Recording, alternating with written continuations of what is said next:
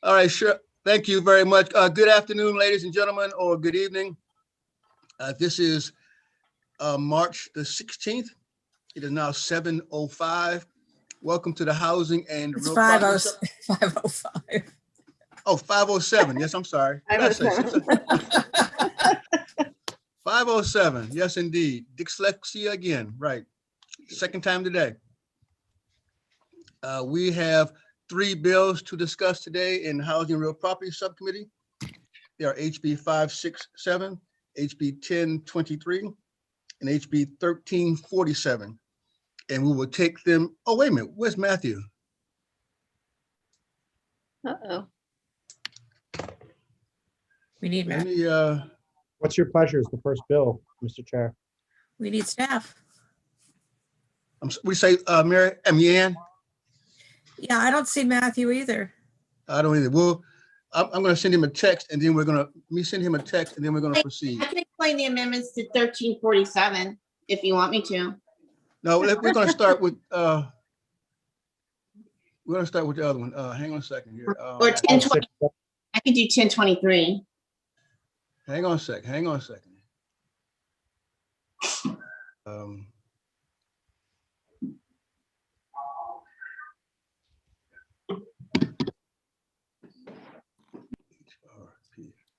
Okay. I just sent Matthew a text message. He's probably still working on the other subcommittee. So we're going to get started with 567. Ladies and gentlemen, 567 is a local Montgomery County bill. This bill is in reference to reserve studies. And, and the reason why this bill is in, ladies and gentlemen, is because you will recall last year I had 2 bills in for reserve studies. One was a statewide bill and one was a Prince George's County only bill. Because the COVID scenario took place, the statewide bill did not pass. Montgomery County is fearful that something may happen to this year's statewide bill on reserve studies. So they have enacted their own reserve study bill. So we've heard reserve studies now for how many years? Not necessarily decades yet, but we heard reserve studies for many, many years. What the bill does is that it requires that reserve funding be put aside for the replacement of replacement structures in the common area within an HOA, condominium, and a cooperative. The way this bill has been discussed, there is an amendment to the bill that was brought out, and the amendment simply indicates, oh, wait a minute, here's Matthew on the phone, hang on. I'm so sorry. You told me the link. I don't seem to receive it. Oh, okay, will do. All right, thank you. All right. Shirley, can you send Matthew a link to the meeting? Okay. So the amendment to this bill is only to make sure that it is clear that reserve studies, after they are done, after the initial reserve study bill is completed, that any reserve studies done after the initial reserve study bill are updated. Yeah. And updated reserve study bills are obviously less expensive, which is the reason why these why they specified update. This bill has gone through Montgomery County delegation. Montgomery County delegation has approved it, and it is now before us. And Move favorable. is there a second? There's a motion favorable and a second. Any discussion? And I see Delegate Wyville's hand is up. Yes, thank you. So the bill's still necessary with the movement of the statewide bill? I hope not.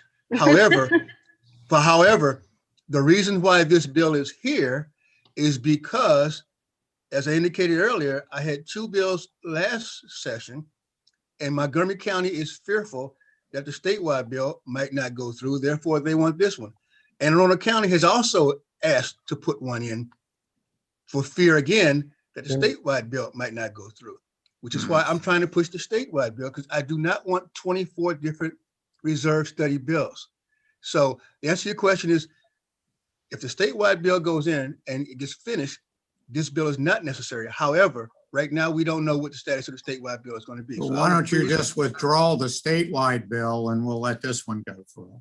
So we have a motion favorable and a second. Any additional discussion? Aye. Matthew? Yes, I apologize. I didn't seem to have the link. There was an amendment on this bill, and I know I'm late. Maybe that was covered. Oh, There was an About amendment that was, The update? yes. Yes, The yeah. updated- okay. do you need a Yeah, motion on that? Yeah, that the motion was for a DFH, your motion was for the amendments, correct? Correct. Okay, so we have a motion for the amendment and we have a second. Any additional discussion on the amendments? Seeing none, all in favor of the amendment signify by saying aye. Aye. All opposed, abstentions, the ayes have it. Do I have, oh, yes, sir, Delegate Celebrity. One abstention. I just got in. Okay, one abstention. So we have the bill before us as amended. Is there a motion on the bill as amended? Move the bill. A second. Any discussion on the bill as amended? Seeing none, all in favor of HB 567 as amended signify by saying aye. Aye. Aye. Opposed? Abstentions? Mention. One abstention. Thank you, ladies and gentlemen. HB 567 as amended is now approved. We will now go to HB 1023 and HB 1203. My goodness. HB 1203 has a wonderful sponsor. And this bill is in reference to virtual meetings. And ladies and gentlemen, I'm going to say that this bill is urgently needed. I just received an email earlier today where Virginia has just enacted their virtual meetings bill, and their bill was passed on February 24th, and their bill goes into effect July 1st, their virtual meetings bill. There are a couple of amendments that have been suggested on this bill, but I think that we all understand the subject matter of the bill. So I didn't go through that in much description, but I can if there's a necessity for that. Virtual meetings are necessities because of the COVID and. Move favorable. Do the amendment first. Oh, okay. Thank you, I'm Annie. all excited. I appreciate it. There are two amendments. The first amendment adds language that says notwithstanding language contained. I'll let Matthew explain that. So actually, oh, sorry, did you want me to explain it now or? Yeah, go ahead, Matthew. Okay, sure. So this is language that was added in the Senate cross-file of the bill. So amendment number 1 would conform the bill to the Senate cross-file. The reason for this language is that a lot of bylaws for older communities may have been developed at a time when you'd never anticipate electronic meetings. And so this is saying that notwithstanding what might be said in those bylaws about meeting in person, a community is authorized to engage in these electronic meetings. So can I make a motion for approval of amendment number 1, please? Yes. Is there a second for amendment number 1? Second. All in favor signify by saying aye. Opposed, no. The ayes have it. Any abstentions? None. Seeing. Welcome, Delegate Wells. I know your subcommittee meeting went a little bit longer. That's great to see you. So amendment number 1 has passed. There's a second amendment. The second amendment would move the effective date up from October 1 to June 1, which is the earliest standard effective date. The Senate did not adopt this language, as I understand it, in its version. So I'm going to suggest that we up the effective date from October to June. What that's going to require is that we have a conference committee just because of the date. And I'm willing to take that chance. So I'm going to make a motion to move the amendment number 2, which ups the effective date to June. Is there a second? Second. Second. Any additional discussions? All in favor of the amendment number 2, signify by saying aye. Aye. Opposed, no. Abstentions, none. Make a motion. Is there a motion for the bill as amended? So So moved. moved. Move. There's a second. Any discussion on the bill as amended? Seeing none, all in favor of HB 1023 as amended, signify by saying aye. Aye. Aye. Opposed, say no. Any abstentions? HB 1023 passes as amended. We'll now move to HB 1347. And HB 1347 is a bill that is sponsored by our own committee chairperson.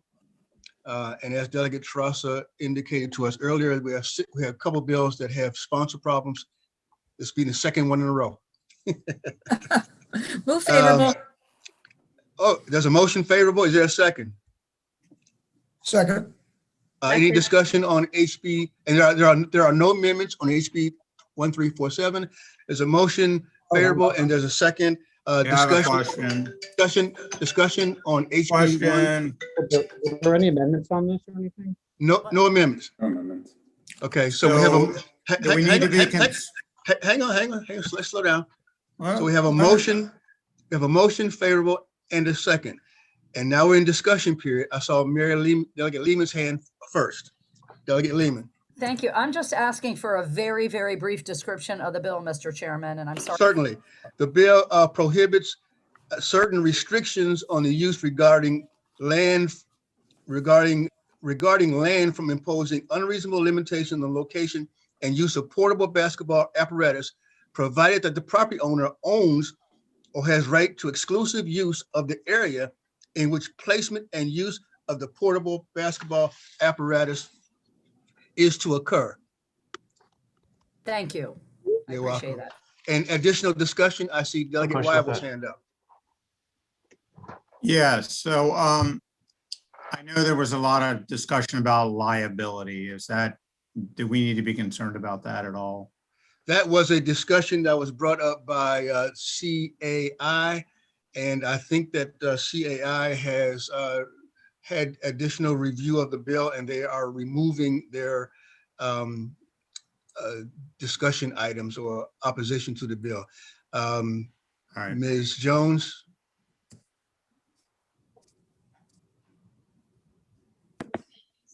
So CAI listened to the hearing and they decided that they do a lot with this committee and they heard the committee, they're letting it go. If that's a good way to put it. Any additional discussion on HB 1347? Delegate Parrott? Yeah, I guess my question has to do with, it says that the basketball hoop itself needs to be on private property, and that the use of it needs to be on private property, but that doesn't mean that people are playing on private property. They can playing in the street as long as that thing's on 1 inch on their private properties. Am I reading that correctly? Well, the bill says, as you indicated, that the basketball apparatus has to be on private property. And if we take, for example, a single family home, and if the basketball hoop is in the driveway, then that is in fact on private property. And if, for example, we talk about exercising in public areas like the street right-of-way, whatever takes place in the public right-of-way would be the same as you jogging down the street. Okay. So The bill doesn't address that. it does not address that, but this is strictly on private property. Delegate Teresa. Yeah, I was just gonna say, didn't you say the use, what was the, I'm trying to pull up the bill really fast, but didn't you say the use of it was also? I thought you read that the use of it was there too. Well, let's see here. The purpose of the Yeah, the restrictions on the use regarding land use may not impose or act to oppose unreasonable limitation on the location and use of a portable basketball apparatus, provided that the property owner owns or has the right to exclusive use of the area in which placement and use of the portable basketball Yeah. apparatus is to occur. So it's where the use is anyway. So I'm completely fine with it the way it is. Yeah, and I guess to be clear, all it's saying here, it's not that they're playing on the private property, but that the basketball apparatus is on private property, but they could be playing in the street. I would like to see an amendment to say that they need to be playing on private property. The bill is very specific to apparatus on the property that is privately owned. That's all the bill says. Well, That's what the bill is about.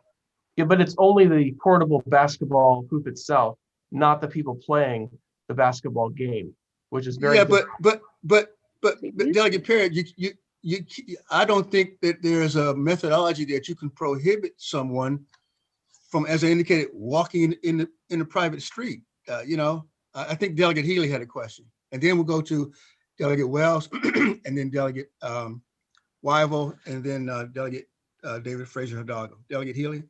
Yeah, I just think that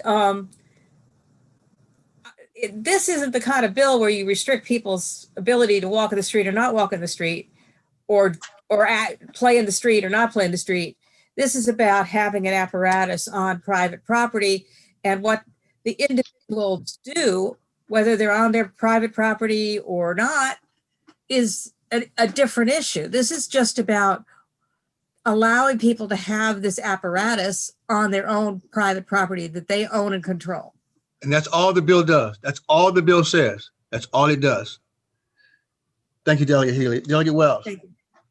Thank you, Mr. Chair. Yeah, and I was just going to kind of say the same thing as Delegate Healy, but also, I mean, we would then be calling into question whether or not if like a soccer goal is in someone's yard, and now we would be going to the territory of legislating children playing soccer and potentially being in the street. So I just think it's a slippery slope, but this bill is just about the apparatus, and we don't want to start to legislate about how children play as children should play. I like the way you put that, Delegate Wells. Delegate Wyville. Yes, thank you, Mr. Chairman. I was just thinking that allowing a basketball hoop apparatus on private property is similar to allowing a lemonade stand, and I thought that would be Delegate Parrott's amendment. Thank you, sir. We'll now go to DFH. When I think about this bill, I think about the 1950s in New York, and I think about all those kids that come running out and they open up the fire hydrant in the summer and they come running out in the middle of the street and they play. Or I think about them shutting down a street just to playing baseball or something. So, to Delegate Parrott's point, like the kids are all going to go out and play, and so I don't know what the problem is. Like, I'm perfectly comfortable with this bill the way it's written, and the reason I say that is because in all the examples I gave and so many more, kids run around and play all the time. So I'm good with it. Perfect. Did I hear a motion earlier for favorable? Yes, And favorable. I heard a second as well. Any additional discussion on HB 1347? Seeing do. none. Yes, sir. Yeah, Delegate Perry. basically what we're saying is that an attractive nuisance is fine. And if we're encouraging people to play in the street, that's fine. And I see the problem with liability that was brought up earlier as being a real case. Actually, It's not like there's gonna be a sign next to that basketball court that says play at your own risk, like swimming in in the river at a beach. So I think it is a problem that we're creating with this law, and it's of course restricting homeowners associations as to what they are allowed and not allowed to do in their own communities. and actually, Delegate Perry, what we're saying is exactly this: a restriction on use regarding land use may not impose or act to impose an unreasonable limitation on the location and use of a portable basketball apparatus, provided that the property owner owns or has right to exclusive use of that area in which the placement and use of the portable basketball apparatus is to occur. That's all we're saying. Delegate Wells. Sorry, I mean, Delegate Parrott, he brought it up again, so I have to respond. But I mean, we're talking about this being on private property, but also this bill, there is another underlying current to this bill, which is around the fact that for a lot of people, the idea of a basketball court is a sport that a lot of Black people play. And so there is a racial undertone to, if you look at the legislation, the reason why we're bringing this is because soccer nets are not being restricted, or I don't know what you do for lacrosse. I'm from the West Coast, we don't play lacrosse, but I know it's popular here. And so this is simply saying that we allow other apparatus to be used on properties, on private property, and we should be doing this, we should allow the same. So I would just like to press that again. That's why I'll be voting green on this. We have a motion and a second, and we've had discussion. All Yeah, I'd in like to favor? have I'm one sorry, thing on that. Delegate Parrott. Yes, sir. You know, I played basketball up until 8th grade. I played on the street. And this has nothing about racial overtones at all. It has to do with HOAs having control over their properties. With the soccer, you know, I played that. You play in the backyard. You make up your own goals. You play baseball in the backyard. But unfortunately, what we're seeing a lot of these basketball hoops is 1 inch off the public right of way. They're playing in the street, and it creates a hazard. You know, there's no, in this bill, it doesn't say it needs to be a cul-de-sac or a low volume road. It could be any road. And here again, we're just opening up liability. I think it's a real concern. Delegate, you just said to yourself that you play in the street as well. I know, right? That's what I was. Can I just have that reason? Ladies and gentlemen, hold on. Off the tail. Ladies and gentlemen, we have a motion and we have a second. I see no further discussion. Oh, yeah. All in favor of HB 1347 signify by saying aye. Aye. All opposed, say no. Thank you very much. HB 1347 is approved without any amendments. Thank you, ladies and gentlemen, for your time and for your discussion. We'll see you soon. Take care. Bye. Bye-bye. Ciao. Arrivederci. Arrivederci.